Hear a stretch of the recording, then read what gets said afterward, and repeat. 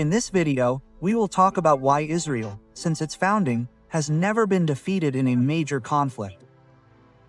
On May 14, 1948, the United Kingdom, after decades of presence in that part of the world, definitively abandoned the region that today corresponds to Palestine and Israel, which led the Israelis to declare their independence that same day.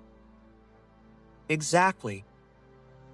The following day, May 15, 1948, Egypt, Jordan, Iraq, Syria, Lebanon, Saudi Arabia, and Yemen, supported by an Arab expeditionary force from all parts of the world, invaded the newly created state of Israel with more than 60,000 soldiers across all its borders. Azan Pasha, the Secretary General of the Arab League, said at the beginning of that war, "We will push and drown the Jews in the sea. We will carry out the massacre that will be remembered throughout history." Quote. However, against all odds, Israel won that war.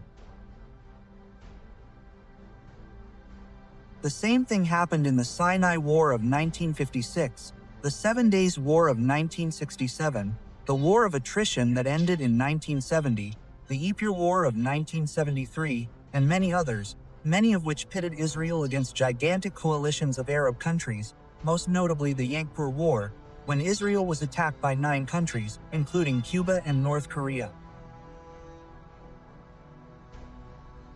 All of them heavily armed with the most modern Soviet weapons of the time. And in each of them Israel emerged victorious. But how was this possible? There are many theories and factors that explain and justify this impressive sequence of victories, one of them being the strategy adopted by Israel, both offensively and defensively. Israel is a small country with an area smaller than the state of Sergipe, which is the smallest of the Brazilian states. Which means that in defensive terms the Israelis simply cannot retreat. In World War II, the Soviet Union used the so-called scorched earth strategy a lot, retreating and ceding large areas to the Germans, destroying the infrastructure of the regions before abandoning them and regrouping hundreds of kilometers in the rear to prepare counterattacks. But Israel cannot do this, as it is surrounded by the Mediterranean on one side and by enemies on the other. And so, the defensive strategy of the Israelis is to attack and advance through the interior of enemy territory. This happened, for example, in the 6-Day War, when Israel found itself surrounded by more than 240,000 soldiers from Egypt, Syria, Jordan, and Iraq.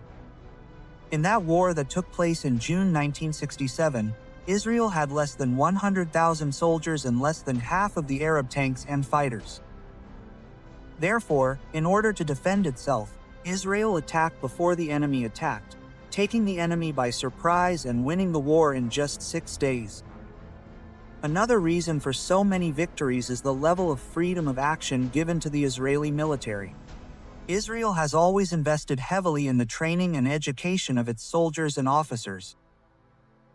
This means that during combat these soldiers are prepared to act on their own, taking advantage of and exploiting the flaws and gaps provided by the enemy.